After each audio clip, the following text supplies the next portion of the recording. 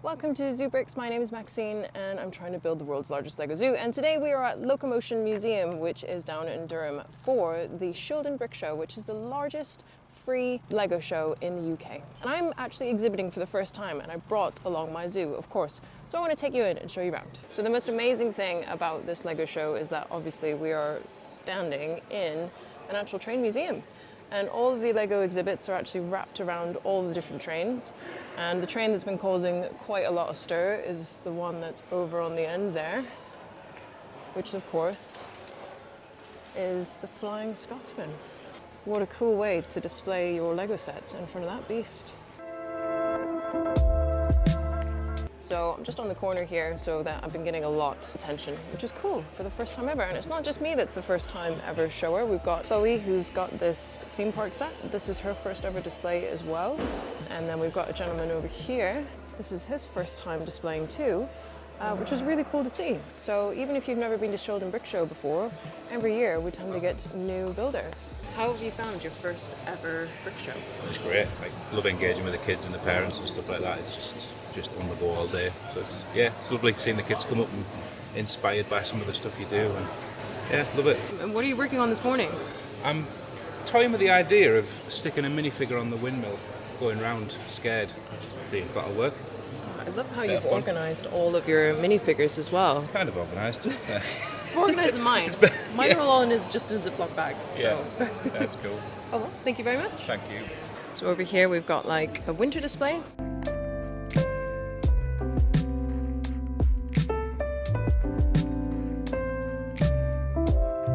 Usually there's quite a few winter displays, but this year it just seems to be Adam that's doing one. And he's also got the same Bricklink Mountain Fortress Castle as what I do, spoiler alert, and a massive Star Wars display from Ian. This guy has travelled all the way down from Aberdeen to display this. There's a lot going on in this, and it just blows my mind how on earth he managed to transport this. Welcome to Tatooine. Do you want to point out some pretty cool things on your display? Well, we have Boba Fett, recently out of the Bacta tank and still not dressed. We have the most horrid hive of scum and villainy in the known universe, the Mos Eisley Cantina. These are not the droids you're looking for. The biggest question that everyone will always ask is how difficult is it to transport something like this? It's not difficult to transport other than fitting it all in my car. Room is what I don't have quite enough of. I probably need to scale back a little bit. This is your theme park display. Yeah. How on earth do you control all of these different rides? We've got a Raspberry Pi controller which sends power to the rides, and it's completely programmable. So we've got controls which can be activated by members of the public, and it will run for a certain period of time, then automatically turn off. But then the other rides, they will run, and then for, say, we can set for 30 seconds, a minute, and then they'll turn off for 3 minutes and then start again automatically, which means we're not having to completely monitor everything that's going on. So I'm guessing your batteries will last a little bit longer then if they're not running constantly. I'm running it on a 4S lithium battery, which would run this entire thing for 2 days without changing it anyway. But the reason we're turning things on and off is the motors get hot, things wear out. But luckily there's so many things moving that it still puts on a good show, hopefully. The thing that I like most, that amuses me, isn't actually any of the rides, but it's the Lego bricks that are in the big's hand that are spilling out the colour. That's in my bedroom next to my bed now. This design over here is amazing because they've properly mastered the water. So they've actually used the trans clear pieces on top of the water, which is exactly what water should look like. So I thought that was really, really impressive. I don't know why, but these tractors just tickled me. That one at the very back is an official set, and then John has created multiple different versions, identical, just in different colours, which is quite challenging because some of those parts don't necessarily come in those exact colours.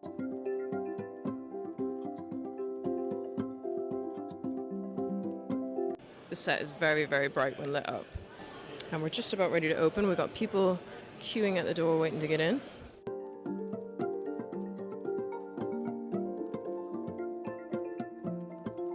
This is a huge LNUR setup of trains with different people building different parts of it. So this bridge was a separate build. We've got the Angel of the North there. I love this train station. And all of the panels in the roof, I mean, that is just insane. And the views from the front door with that exclusive minifigure that's from the London Leicester Square store is really, really cool. A really, really nice build. And there's like a working watermill. Stonehenge, but it's like Brickhenge. I think everyone's running around this morning trying to get photos and video because they haven't actually had a chance to look around yet.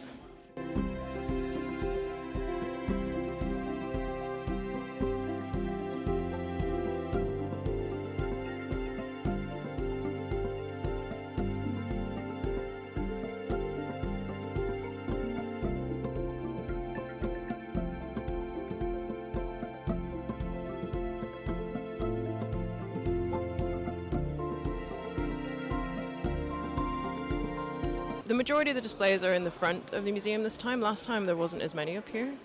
There was a lot that was kind of like down the sides. This particular display here cracks me up because they're like Duplo mechs. So it's like Duplo animals that have been turned into mental machines. I just think that's so clever. Like the giraffe has got like a retrofitted outfit there. Turtle, Winnie the Pooh, got Santa in there. And then we got Thomas the Tank Engine characters into action figures, which I think is pretty cool. And all on the lovely backdrop of the Flying Scotsman.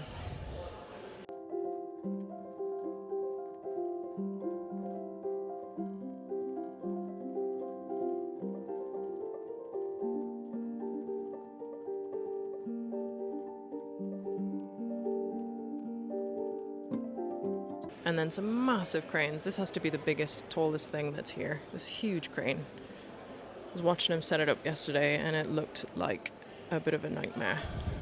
So as you walk down through between the trains, in the middle of the museum is where all the vendors are. There's also the Jurassic Park display as well. And then in the middle here, it's all happening because this is where all the vendors are. We've got the Jurassic Park display, which is over here on the lowest kind of platform.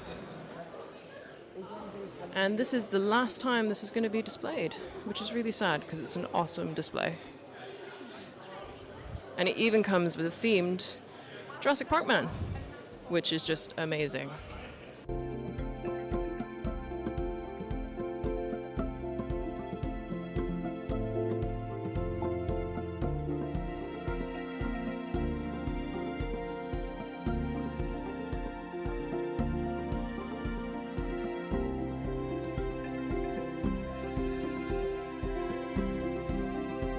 I think it's really cool how they put it on like a lowered table so you can actually look down onto it, but my stress levels of children climbing on it would actually put me over the edge, I think. It is an epic display.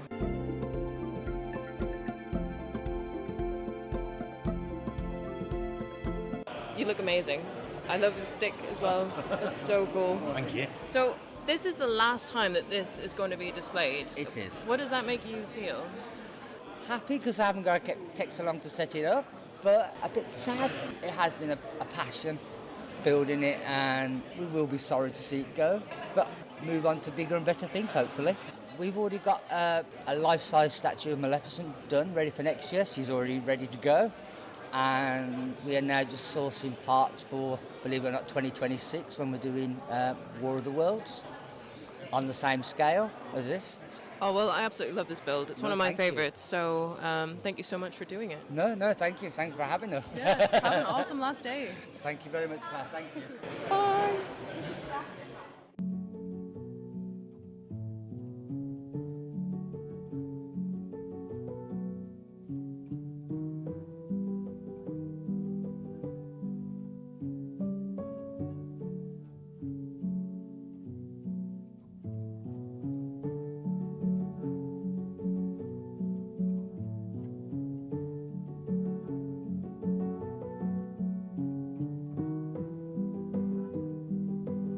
I have my own ideas, and I take ideas from other people and kind of combine them, yeah. So mostly hybrids. This one got me 1 million views on YouTube. I would love to say it's my idea. Unfortunately, it's not. I mean, like the dominoes, that's on YouTube, but I've made it Stormtroopers. You've got a friend in me, of course, so we've got Central Perks, and we've got the friends. I'm missing ham, I need ham. What's really cool about your stand is that it's very interactive. People can actually touch stuff. Yeah. Is that important to you? It's important to me. I work in a school, so I run lots of Lego clubs. I run the first Lego League in my school. So for me, it's interactive, it's hands-on.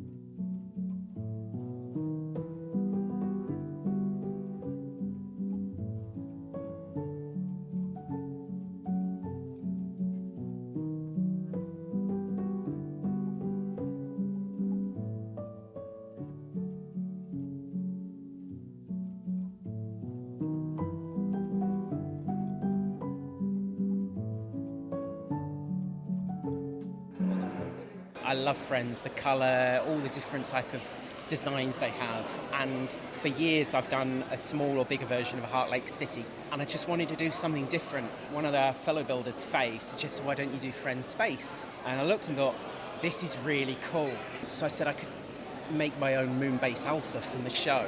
It took about 4 months to do, and it's a combination of Friends and City.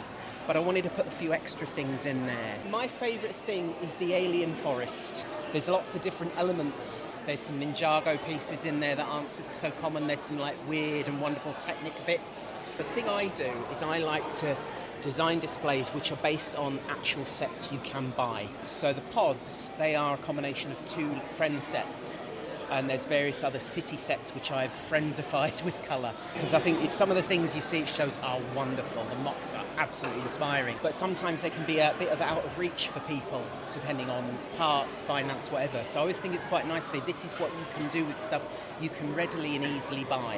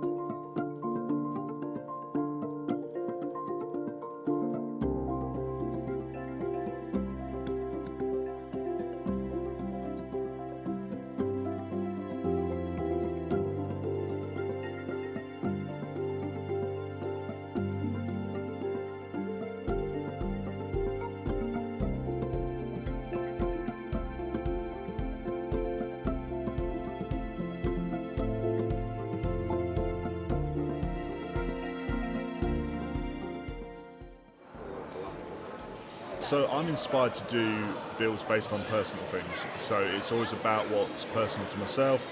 So for the Blitz house, it's about sort of retelling my grandmother's story. She used to tell it all the time. I'm not sure if some of it was embellished, but the story is that the bomb landed on the neighbour's house. The neighbour's house blew up, but hers didn't, wasn't even damaged. And they had to stay there because of my great-grandfather's job in the city. I use light-mite bricks. The thing I like about it is that they're thin enough to go through an open stud. The wire does, but the LED doesn't, so there's no risk that you accidentally pull the LED through. Once you've built it, it stays in place, and that for me was crucial. The wires go down into the floorboards and then up through into the garage.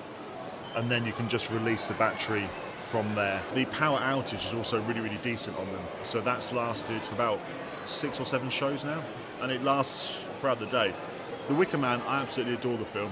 It's bizarre, it's frightening, and there's just something that's so, especially for a family-friendly Lego show, there's something you don't normally find a Wicker Man, especially if people have seen the film and know the ending. A lot of children came over and go, oh, it's Ghost Rider in there. So they recognised Ghost Rider, when all the parents were going, I think that's meant to be the Wicker Man. So it kind of seemed to like dull the violence in an ironic way.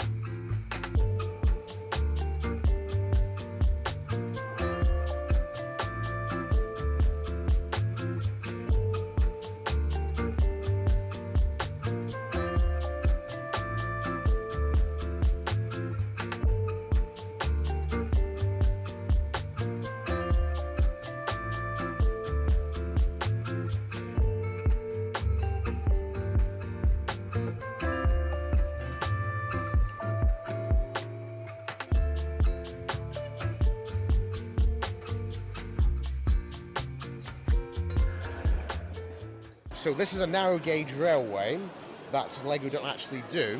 So I've had to figure out from scratch the drive system for the trains to make them move.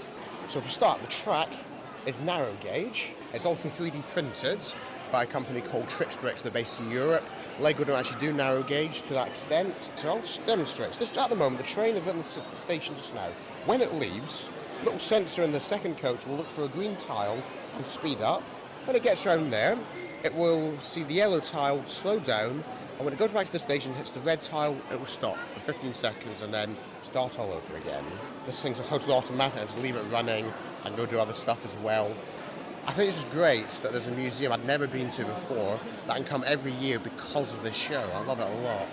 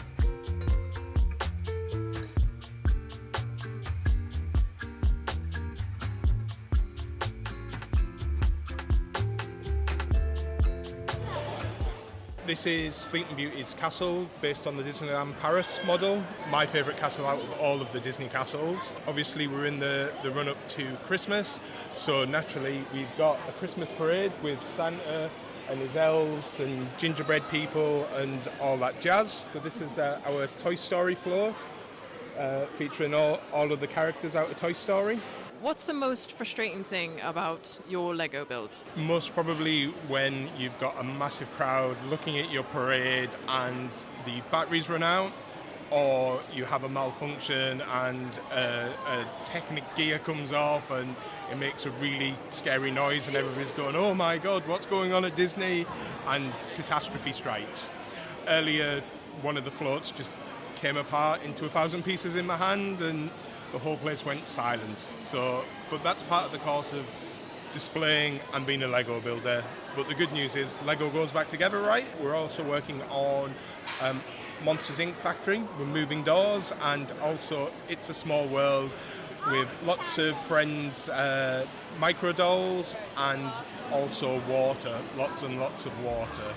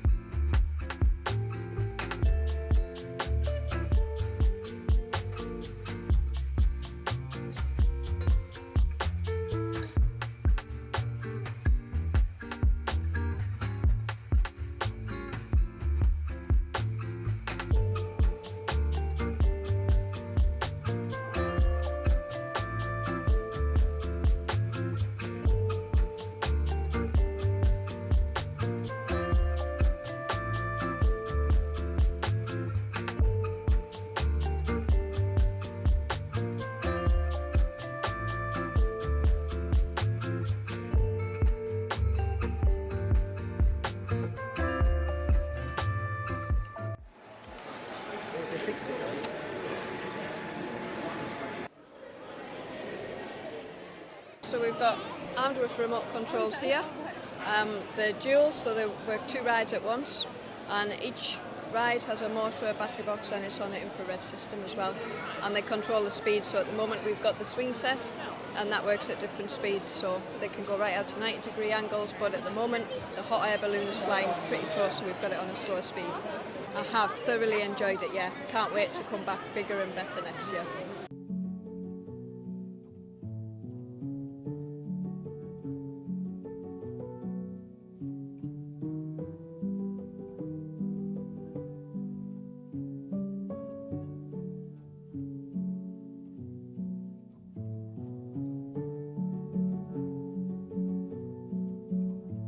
What's it like being a YouTuber at your very first Lego show? I've seen videos online of like people that have like been to shows like this before, but to actually be at one, it's just like there's a lot to take in. There's a lot to take in. If you're interested in Lego, even trains specifically because it's in Locomotion, yeah, absolutely, I do recommend it because it's like-minded people.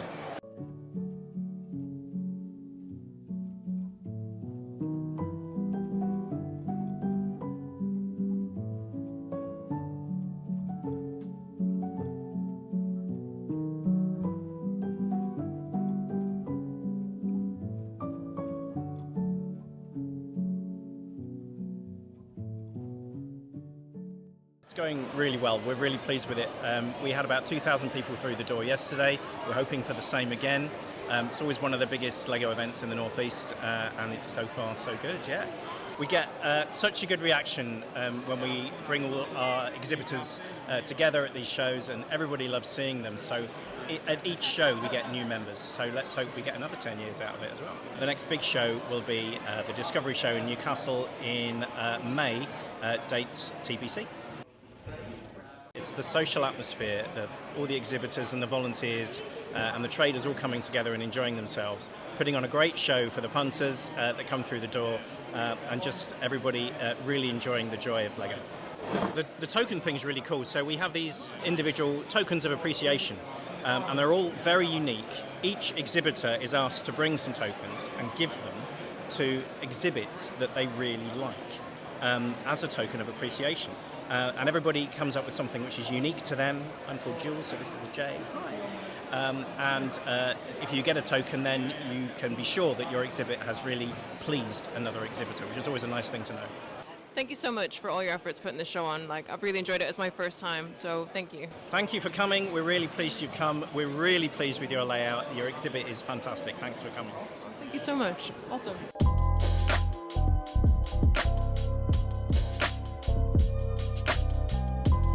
So here's a little look of all of the tokens that I received, which is insane. And I got my first ever brick, Shildon Brick Show, which is super cool. And I was amazed to get a trophy as well. Of course, it's made out of Lego for the best mock, as voted by the other exhibitors. So what an achievement and what an absolute privilege.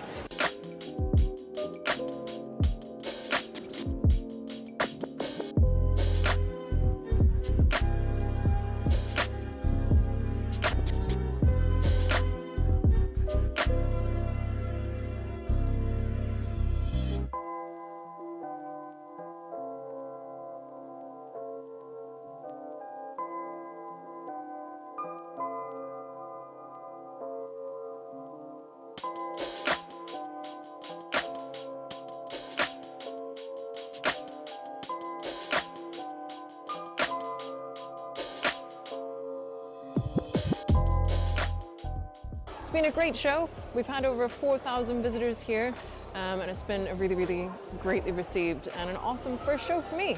I hope you enjoyed looking at all the exhibits, and if you haven't done already, please do remember to like this video and subscribe to the ZooBricks channel, and we shall see you next time.